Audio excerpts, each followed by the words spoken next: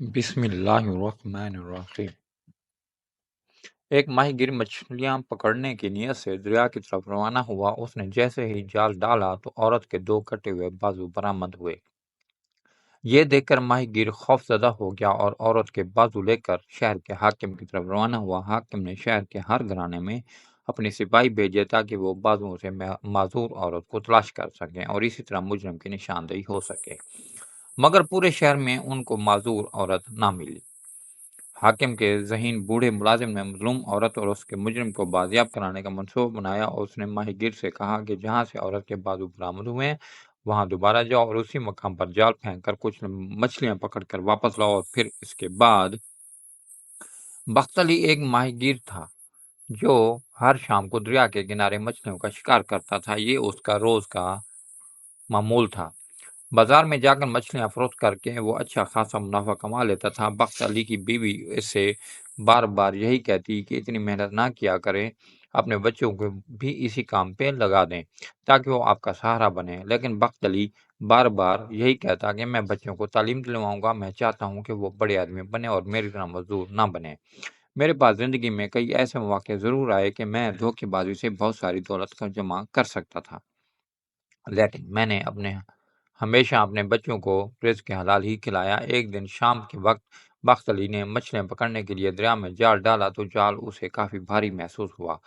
اس نے کہا کہ آج کوئی بڑی مچھلی ہاتھ آئی ہے۔ وہ دل ہی دل میں بہت خوش ہوا، مگر اس نے جیسے ہی جال باہر کھینچا تو اس کی آنکھیں پھٹی کی پھٹی رہ گئی۔ جال میں سے ایک چمڑے کا تھیلا برآمد ہوا۔ وہ بہت حیران ہوا کیونکہ تھیلا تو بہت قیمتی تھا، لیکن جب اس نے تھیلا کھول کر دیکھا تو اس میں سرخ رنگ کی اینٹیں تھیں۔ بخت علی نے دل میں سوچا کہ عجیب پاگل شخص تھا جس نے اتنے قیمتی تھیلے میں اینٹیں ڈال کر دریا میں پھینک دی، لیکن وہ ایسا کیوں کرے گا؟ وہ یہ بات بار بار سوچنے لگا اور اس کے بعد اس نے تھیلے میں سے اینٹیں نکالنا شروع کی۔ جب آخری اینٹ اس نے تھیلے میں سے نکالی تو ایک دفعہ پھر اس کی حیرانگی میں اضافہ ہوا کیونکہ تھیلے کی تہہ میں کسی عورت کے 2 کٹے ہوئے بازو پڑے تھے۔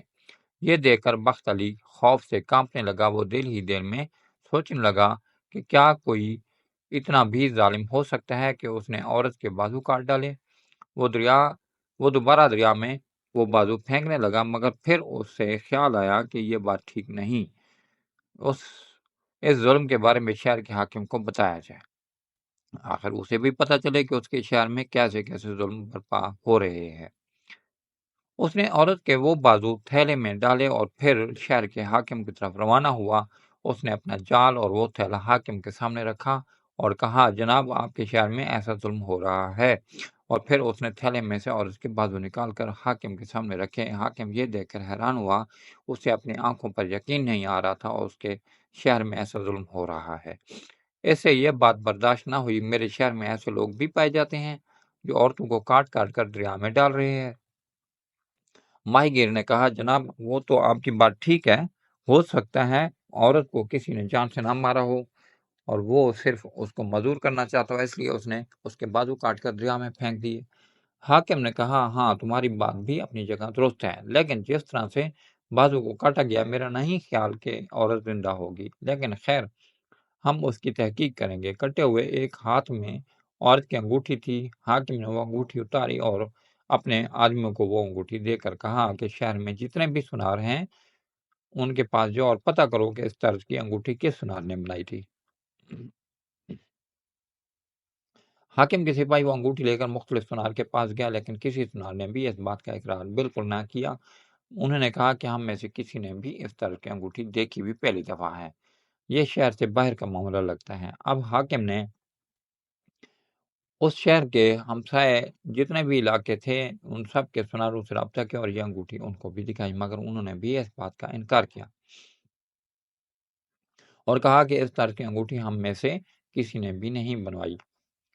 حاکم بہت پریشان ہوا کیونکہ معاملہ جتنا وہ آسان سمجھتا تھا اتنا آسان نہیں تھا، یہ ایک پیچیدہ معاملہ لگ رہا تھا اور اس کے لیے مزید تحقیق کی ضرورت تھی۔ حاکم نے اپنے بڑے عہدیداروں سے مشورہ کیا اور پھر انہوں نے یہ مشورہ دیا کہ ہمیں ہر گھر میں ایک سپاہی بھیجنے چاہیے تاکہ وہ اس بات کی نشاندہی کر سکیں کہ کسی گھر میں کوئی عورت معذور تو نہیں پائی جاتی جس کے دونوں بازو کٹے ہوئے ہوں، اسی طرح ہم مجرم کو پکڑنے میں کامیاب ہو سکتے ہیں۔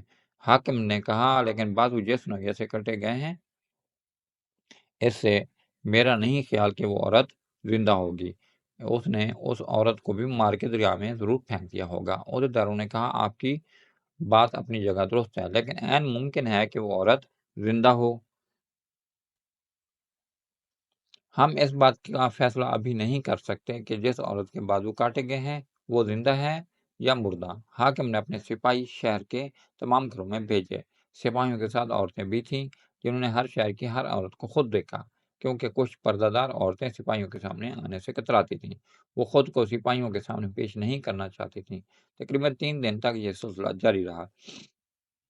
3 دن کے بعد سپاہیوں نے بادشاہ کو اس بارے میں اطلاع دی کہ شہر میں ایسی کوئی عورت موجود نہیں ہے جس کے بازو کٹے ہوئے ہوں۔ جب حاکم کو اس بات کا پتہ چلا تو اس نے اپنے عہدیداروں سے کہا کہ میں نے کہا تھا کہ اس نے عورت کو مار دیا ہوگا، لیکن تم نے میری بات کا یقین نہیں کیا۔ اب تم لوگوں کو میری بات کا یقین آ گیا ہوگا۔ خیر، حاکم اس واقعے کے بعد آرام سے بیٹھنے والا نہیں تھا۔ اس نے اپنے جستجو جاری رکھی اور مجرم کو پکڑنے کا ایک اور منصوبہ بنایا۔ اس نے شہر کے ایک ماہر حکیم کو بلایا اور کہا کہ بازو دیکھ کر اس بات کا اندازہ لگاؤ کہ عورت کو قتل کیے ہوئے یا بازو کاٹے ہوئے کتنا عرصہ ہو چکا ہے۔ حکیم نے بازو دیکھ کر اس بات کا اندازہ لگایا کہ عورت کے ان بازوؤں کو جسم سے الگ کیے گئے 2 دن ہو چکے ہیں۔ اس کے بعد حاکم نے اس چمڑے کے تھیلے کو بڑے غور سے دیکھا۔ وہ اپنی نوعیت کا ایک عجیب و غریب تھیلا تھا۔ حاکم نے اپنے ایک غلام سے کہا کہ اس تھیلے کو شہر کی مختلف دکانوں میں لے جاؤ اور اس بات کا پتہ کرو کہ ایسے تھیلے کس دکان پر بنتے ہیں۔ حاکم نے اس حکم سے پہلے حاکم کے ایک خاص اور بزرگ ملازم نے اپنے حاکم کو مشورہ دیا کہ آقا میرے ایک مشورے پر عمل کیجیے، ماہی گیر کو حکم دے کہ وہ دوبارہ اسی جگہ واپس جائے جہاں سے اس عورت کے بازو جال میں آئے تھے، وہاں سے کچھ مچھلیوں کو شکار کرے۔ ہم مچھلیوں اور قصاب سے کچھ گوشت خرید کر شہر بھر کی دعوت کریں گے، امید ہے کہ دعوت میں وہ آدمی بھی آ جائے گا جس نے عورت کو قتل کیا تھا۔ مگر حاکم نے بوڑھے ملازم کے اس مشورے کو یہ کہہ کر رد کر دیا کہ اتنے بھرے شہر کی دعوت کرنا ممکن نہیں، ہمارے پاس مجرم کو پکڑنے کا ایک ہی طریقہ ہے کہ کس طرح پتہ چل سکے کہ یہ تھیلا کس دکان پر تیار ہوتا ہے اور فروخت ہوتا ہے۔ حاکم کے خاص آدمی شہر کے ایک ایک دکان پر گئے اور انہوں نے ان کے تیار کیے چمڑے کے تھیلے دیکھے، ان کے بنانے کا طریقہ دیکھا، لیکن کسی تھیلے کا نمونہ اس تھیلے کے ساتھ نہیں مل رہا تھا۔ آخرکار شام کے وقت جب وہ شہر کی آخری دکان میں گئے تو انہیں ایک اشارہ ضرور ملا۔ اس دکان پر ایک 80 سالہ بزرگ بیٹھا تھا۔ اس نے جب تھیلا دیکھا تو اس نے کہا کہ میں یہ تو نہیں جانتا کہ ایسے تھیلے کہاں بنائے جاتے ہیں، لیکن اس تھیلے کو جس چمڑے سے بنایا گیا ہے میں یہ ضرور جانتا کہ وہ چمڑا کہاں بنتا ہے۔ یہ خاص قسم کا چمڑا ہے جو شہر کا فلاں موچی تیار کرتا ہے، میں اس کا پتہ جانتا ہوں۔ حاکم کا ایک خاص آدمی اس موچی کے پاس گیا تو موچی نے اس بات کا اقرار کیا کہ ہاں یہ تھیلا میرے ہی چمڑے سے تیار کردہ ہے۔ آدمی نے موچی سے پوچھا اچھا پھر یہ بتاؤ کہ یہ تم چمڑا پچھلے 2-3 دن سے کس کس کو فروخت کیا؟ موچی نے کہا کہ پچھلے 2-3 دن سے تو صرف ایک تاجر ہی مجھ سے یہ چمڑا لے کر گیا تھا۔ موچی نے اس آدمی کو اس تاجر کا نام اور پتہ بھی بتا دیا۔ حاکم کا خاص سپاہی اس تاجر کے پاس گیا تو تاجر نے اس بات کا اقرار کیا کہ ہاں میں نے موچی سے وہ چمڑا خریدا تھا اور میں کشتی میں سوار ہو کر شہر میں اسے بیچنے کے لیے جا ہی رہا تھا تو کشتی کا ملاح اس چمڑے کو بڑے غور سے دیکھ رہا تھا۔ میں نے اس ملاح سے پوچھا کہ کیا بات ہے، تم اس چمڑے کو اتنے غور سے کیوں دیکھ رہے ہو؟ کیا یہ چمڑا تجھے پسند آیا ہے کیا؟ ملاح نے کہا بات دراصل یہ ہے کہ مجھے پانی بھرنے کے لیے ایک مشک کی ضرورت پڑتی ہی رہتی ہے۔ میرے پاس اس سے پہلے کوئی مشک تھی لیکن اب وہ ضائع ہو چکی ہے تو میں بہت پریشان ہوں۔ جب میری نظر آپ کے اس چمڑے پر پڑی تو میرے دل میں یہ خیال آیا کہ اگر آپ یہ چمڑا مجھے دے دیں تو میں ایک نئی مشک بنوا سکتا ہوں جو کہ زیادہ دیر پیدار ہو سکتی ہے۔ تاجر نے وہ چمڑا اس ملاح کو دے دیا۔ بقول تاجر کے جب میں کشتی سے اترنے لگا تو ملاح کو اجرت دینے لگا تو ملاح نے اجرت لینے سے انکار کر دیا اور کہا کہ آپ نے یہ چمڑا دے کر مجھ پر پہلے ہی ایک احسان کیا ہے، اب اجرت دے کر مجھے شرمندہ مت کریں۔ تاجر نے اس ملاح کا پتہ اور نام بتا دیا۔ سپاہی تاجر کے بتائے گئے پتے پر اس ملاح کے گھر پہنچا۔ ملاح نے جیسے ہی تاجر کو دیکھا اور سپاہی کے ہاتھ میں وہ چمڑے کا تھیلا دیکھا تو اسے ادھر ہی پسینہ چھوڑ گیا۔ وہ ڈر سے کانپنے لگا، وہ اپنی اس کیفیت کو نہیں چھپا سکتا تھا جو اس کے دل میں تھی۔ سپاہی اسے پکڑ کر حاکم کے پاس لے آیا۔ حاکم کے پوچھنے پر ملاح نے اپنی جرم کا اعتراف کیا اور کہا کہ ہاں میں نے ہی اس عورت کے بازو قلم کیے تھے، پھر اس عورت کو مار دیا۔ حاکم نے جب یہ سنا تو اس کے منہ پر ایک زوردار تھپڑ کر دیا اور کہا کہ تجھے شرم نہیں آئی؟ درندے، بتاؤ تم نے ایسا کیوں کیا؟ ملاح نے حاکم کو بتایا کہ میری کشتی میں جو بھی مسافر دریا کے پار شہر میں جاتے تو ایک عورت کی آواز کی بہت تعریف کرتے، میرے کان اس کی عورتیں اس کی تعریفیں سن سن کر پک چکے تھے۔ آخر میں نے پوچھا، آخر کون ہے یہ عورت جس کی تم ہر وقت تعریفیں کرتے رہتے ہو؟ جو بھی مسافر شہر جاتا ہے کہتا ہے ایک عورت کی آواز بہت سریلی ہے۔ میری یہ بات سن کر ایک مسافر نے کہا کہ تم ایک دفعہ خود اس عورت کی آواز سن لو، اس کے بعد فیصلہ خود کر لینا۔ مسافر کی باتیں سن کر میں ایک دفعہ محفل میں اس عورت کی آواز سننے کے لیے گیا۔ وہ ایک کمال کی حسینہ تھی اور اس کی آواز جادو بھری تھی۔ اس کا نام جلوہ تھا اور جو مختلف محفلوں میں اپنی آواز کا جادو جگاتی تھی۔ لوگ اس کی آواز کے نشے میں مدہوش ہو کر اپنے سونے کے اشرفیوں میں پیسے لٹاتے، مگر اس پر اشرفیاں پھینکتے وقت وہ اس کے جسم کو ہاتھ لگاتے اور چھیڑنے کی کوشش کرتے، لیکن میں نے دیکھا تھا کہ عورت کسی قسم کی مزاحمت نہ کرتی اور گانا گانے میں مصروف رہتی۔ وہ ایک رئیس کی لونڈی اور رئیس اس عورت کی وجہ سے کافی مال و دولت کما چکا تھا، مگر محفلوں میں جب کوئی آدمی اس عورت کو چھیڑنے کی کوشش کرتا تو رئیس بھی منع نہیں کرتا تھا، وہ اپنے گاہ خراب نہیں کرنا چاہتا۔ مجھے اس بات کا بہت دکھ ہوا، میں نے دل میں سوچا کہ اس عورت کو یہ بات اچھی نہیں لگتی ہوگی، لیکن وہ مجبور ہے، اس لیے کسی کو منع نہیں کرتی، ورنہ کون سی عورت اپنے جسم کے ساتھ کسی کو کھیلنے کی اجازت دے گی۔ اس محفل سے واپسی کے بعد مجھے رات بھر نیند نہ آئی اور میں اس عورت کے بارے میں سوچتا رہا۔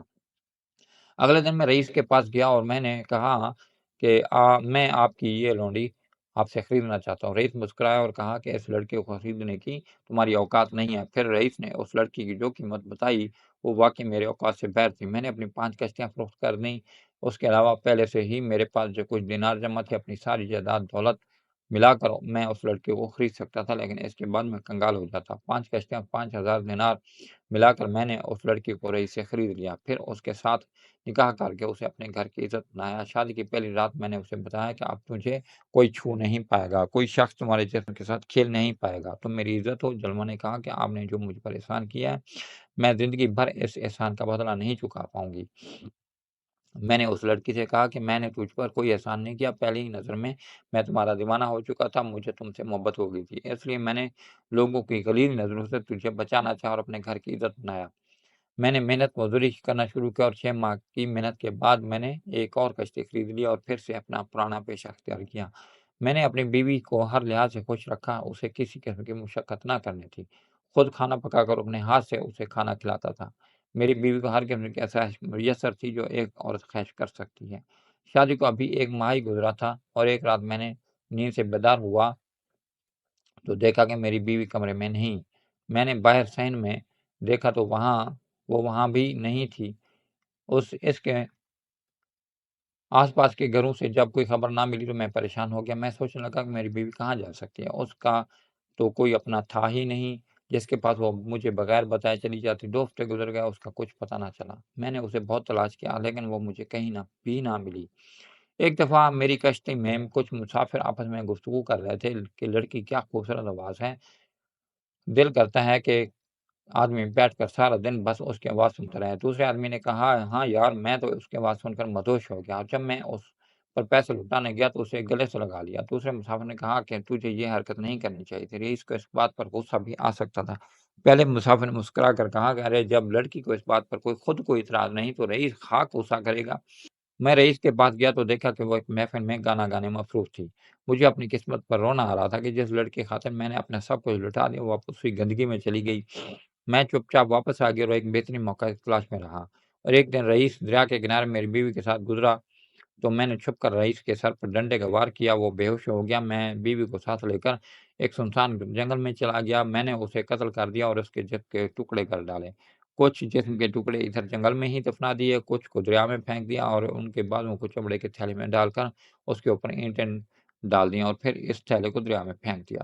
حاکم نے ملاح سے کہا کہ بے شک تمہاری بیوی نے تمہارے ساتھ ٹھیک نہیں کیا، اس نے تجھے دھوکہ دیا، تو اسے عزت دینا چاہتا تھا لیکن اس نے عزت کی بجائے ذلت ہی چنی، لیکن تم نے اس کے ساتھ ایک غیر انسانی سلوک کیا۔ ایک انسان کا قتل پوری انسانیت کا قتل ہے، لہذا تجھے اپنے کیے کی سزا ضرور ملے گی، تاکہ آج کے بعد کوئی بھی شخص قانون کو اپنے ہاتھ میں نہ لے سکے۔ حاکم نے اس ملاح کو سولی پر لٹکا دیا اور پورے 10 دن اس کی لاش شہر کے چوک میں لٹکتی رہی تاکہ لوگ اس سے عبرت حاصل کر سکیں۔